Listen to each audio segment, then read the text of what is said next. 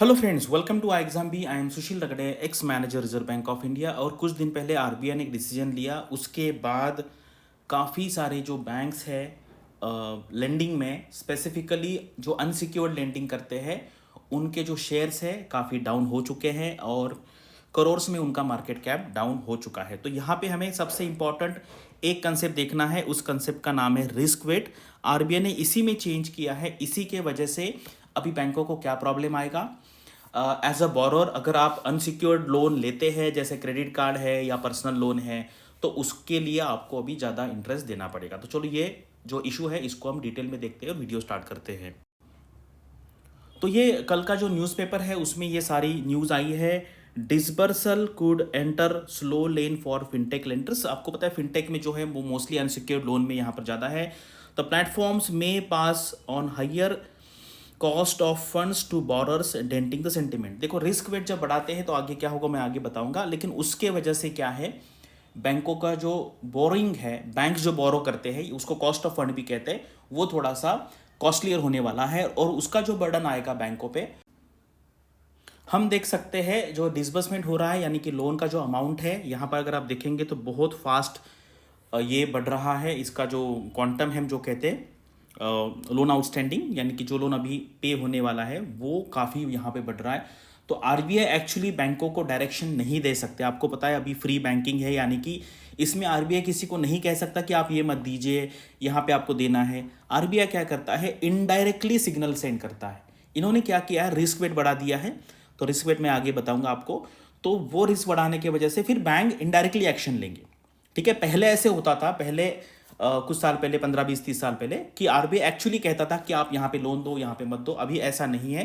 तो यहाँ पर ये जो लोन है वो कॉस्टलियर होंगे, तो लोग यहाँ पर फिर लोन नहीं लेंगे। ऐसा थोड़ा सा इम्पैक्ट यहाँ पे दिखेगा। लेकिन क्या है, बैंक जो है उनको प्रॉफिटेबिलिटी मेंटेन करनी है और जिनको ज़रूरत है वो तो लेंगे ही लेंगे। लेकिन आरबीआई को ये भी सोचना चाहिए कि अगर ये इंटरेस्ट बढ़ाएंगे, कॉस्टलियर होगा, तो आगे जाके इसका इम्पैक्ट एनपीए पे होगा क्या नहीं होगा, वो भी इशू है। लेकिन देखते हैं, अभी रीसेंट डिसीजन है, आगे हमें इसका इम्पैक्ट देखना पड़ेगा कि किस तरीके से बैंकर्स हो या फिर जो बोरोर्स हो इसको कैसे रिस्पॉन्ड करते हैं। अगर आप देखेंगे बजाज फाइनेंस, आपको पता है बजाज फाइनेंस कंज्यूमर एडवांस में है, आईसीआईसीआई बैंक है, एसबीआई है, एक्सिस बैंक है। आपको पता है एसबीआई का भी काफ़ी एक्सपोजर है, यहाँ पर कंज्यूमर लोन में है, अनसिक्योर्ड लोन में है। तो इनके शेयर्स काफ़ी यहाँ पर गिरे। ये कॉन्ट्रीब्यूशन है, ठीक है, ये उनका शेयर प्राइस है और ये जो इंडेक्स में इनका कॉन्ट्रीब्यूशन कितना है यहाँ पे दिखाया है। ठीक है, तो यहाँ पे आप देख सकते हैं अलग अलग अनसिक्योर्ड लोन का परसेंटेज कितना है। आईडीएफसी बैंक है, फेडरल है, एक्सिस है, आरबीएल है, यहाँ पे आप देख सकते हैं। बाकी पीएसयू बैंक्स में अगर आप देखेंगे, एसबीआई का सबसे ज़्यादा है, इसीलिए उसका जो शेयर है सबसे ज़्यादा गिरा है। Share of unsecured loans to total retail loan, ठीक है, टोटल रिटेल लोन में इसका कितना शेयर है अगर आप देखेंगे, ये कंटिन्यूसली 30% के आसपास रहा है। तो आरबीआई को इसमें सिस्टमिक रिस्क लग रहा है, क्योंकि अगर इसमें आगे जाके कुछ होता है तो पूरे सिस्टम को वो प्रॉब्लम क्रिएट कर सकता है। Unsecured personal loans continue rising sharply, ठीक है, ये अमाउंट है इन रुपीज लाख करोड़ में। अगर आप देखेंगे तो अक्टूबर 22 से लेके आज तक का डेटा। यहाँ पर है क्रेडिट ग्रोथ, ठीक है, क्रेडिट ग्रोथ किस तरीके से हुई है, क्रेडिट कार्ड की ग्रोथ है, ये ग्रोथ है, ये देखो 30% का ग्रोथ हो रहा है, बहुत ही रिस्की है। और अगर आप यहाँ पर देखेंगे, ये जो स्पाइक आया है, ये आया है जब कोरोना का जो आउटबस्ट हुआ था, उस टाइम पे लोग काफ़ी प्रॉब्लम में आए थे, तो इसलिए उस टाइम पे इस टाइप के लोन्स ज़्यादा डिस्बर्स हुए थे। Total credit to credit cards, तो अगर आप ये देखेंगे तो यहाँ पे देखो किस तरीके से ये राइज हुआ है। अगर आप देखेंगे तो ये जो कोरोना का पीरियड है, इसके बाद इसमें जो सडन राइज आया है, तो ये दिखाता है कि लोगों के पास सिक्योरिटी नहीं है।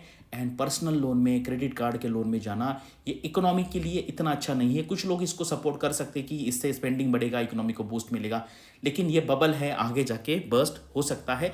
इसी की वजह से आरबीआई ने ये डिसीजन यहाँ पर लिया है। तो ये आरबीआई का डिसीजन है 16 नवंबर का।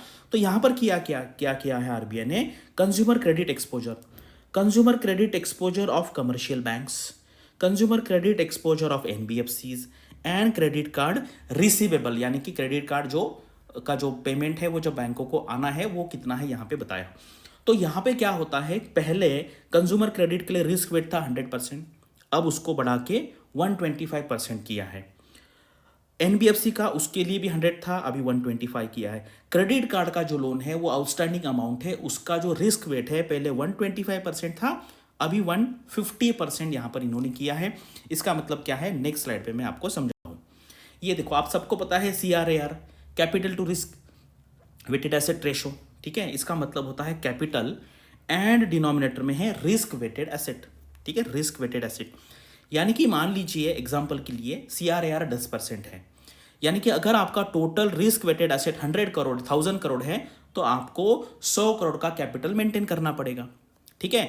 अभी पहले कैसे था, कंज्यूमर क्रेडिट मान लीजिए 100 करोड़ का है तो इसको रिस्क वेट 100% था, तो बैंकों को इसका जो ये एक्चुअल एसेट है, एक्चुअल लोन है, उसका रिस्क वेट में कन्वर्ट करेंगे तो 1000 करोड़ ही आता था। यानी कि पहले 1000 करोड़ के लिए आपको 100 करोड़ कैपिटल रखना था।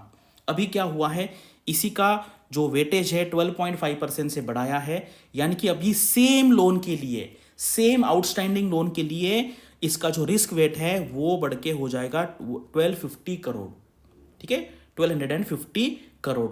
तो अभी इसके लिए कैपिटल कितना लगेगा, 125% कैपिटल लगेगा। यानी बैंकों को जो कैपिटल है फॉर सेम आउटस्टैंडिंग लोन आपको एक्स्ट्रा 25 करोड़ लाना पड़ेगा, ठीक है, एक्स्ट्रा 25 करोड़ कैपिटल लाना पड़ेगा और इसके लिए उनको पैसा रेज करना पड़ेगा। और वो जो है कॉस्ट लगेगी ना उसके लिए। पहले सेम बिजनेस करने के लिए आपको 100 करोड़ रुपए चाहिए था, आज के डेट में 125 करोड़ लग रहा है, यानी कि 25 करोड़ एक्स्ट्रा लाना पड़ेगा। तो ये जो एक्स्ट्रा पैसा आएगा वो रेज करना पड़ेगा, और जब कैपिटल रेज करते हैं उसके लिए आपको कुछ पैसा देना पड़ता है, उसको कहते हैं कॉस्ट ऑफ फंड। और ये जो बढ़ेगा इसकी वजह से ये जो लोन्स है, अनसिक्योर्ड लोन्स, इसका जो क्या कहते हैं हम लेंडिंग रेट है जो बढ़ने वाला है। और इससे क्या होगा, फिर बैंकों को दो टाइप से प्रॉब्लम आएगा। आगे जाके बैंकों को देखना पड़ेगा कि उनकी प्रॉफिटेबिलिटी पे क्या असर आएगा, और ये जो लोन है आगे जाके इसमें मतलब इंक्रीजिंग ट्रेंड दिखेगा या डिक्रीजिंग ट्रेंड दिखेगा। तो सबसे मेन यहाँ पर कंसेप्ट था रिस्क वेटेड एसेट। आपने काफ़ी बार CRAR पढ़ा होगा, रिस्क वेट भी पढ़ा होगा, लेकिन एक्चुअली ये किस तरीके से वर्क करता है।